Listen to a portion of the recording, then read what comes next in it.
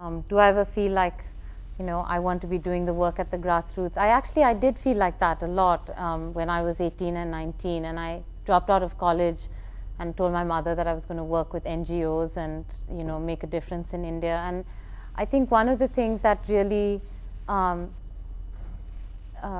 pushed me to reflect on that decision.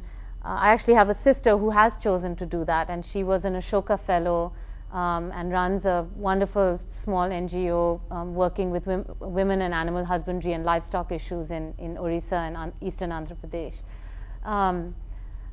For me, I think the issues were about where I could best use the skills that I had and that I felt could lead to the best results. And recently I did an interview with someone, and it was printed in a Silicon Valley newspaper called Biz Inc. And what I told her, one of my turning points was a conversation with an elderly man in the village that I worked in Bihar, who said to me, as I was making a mess, kind of trying to bhuno the wheat from the chaff and just dropping everything all over the place.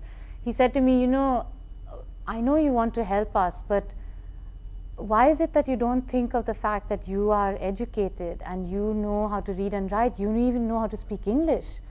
And if you really want to do something for us, you could be talking about what our lives are like. You could be writing about what our lives are like. You could be talking to people who have power to make a difference in our lives. And I don't think you're ever going to make such a good farmer, that's what he said.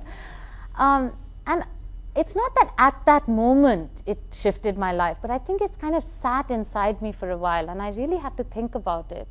And I think each of us has different ways in which we can be the change that we want to be in the world, as Gandhi, to paraphrase Gandhi.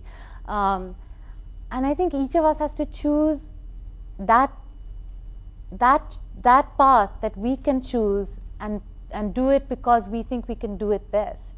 Not because we think it's the right thing to do, or because everybody else is doing it, or because, it's the sort of honorable thing to do, but really because it's also what you do best.